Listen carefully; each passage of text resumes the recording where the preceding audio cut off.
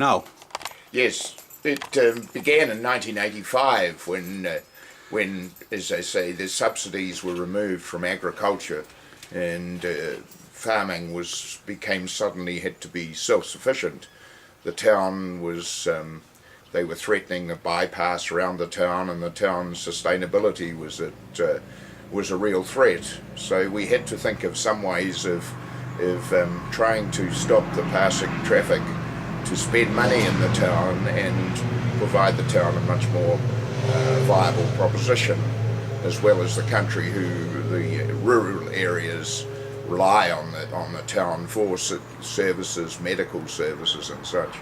So a group of us got together in the Taihape promotions field, and we decided, it's a person called Pam Sykes came up with the idea of having a Gumboot Day, trying to sell the town better and make people aware that we had services to offer in Taihape.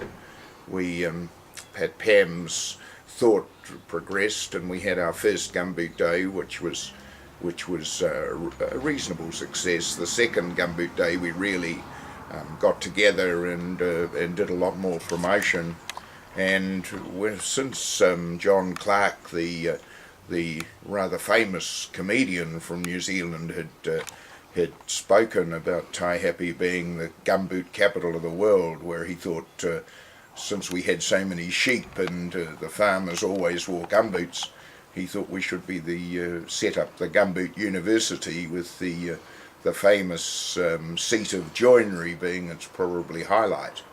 So for some reason I became the professor of the Gumboot University, and a friend of mine became the registrar. So we set up this university, and we also decided to incorporate the university with the Independent Republic of Taihape, where we decided to raise funds and charge people $2 a head for passports to pass through the town.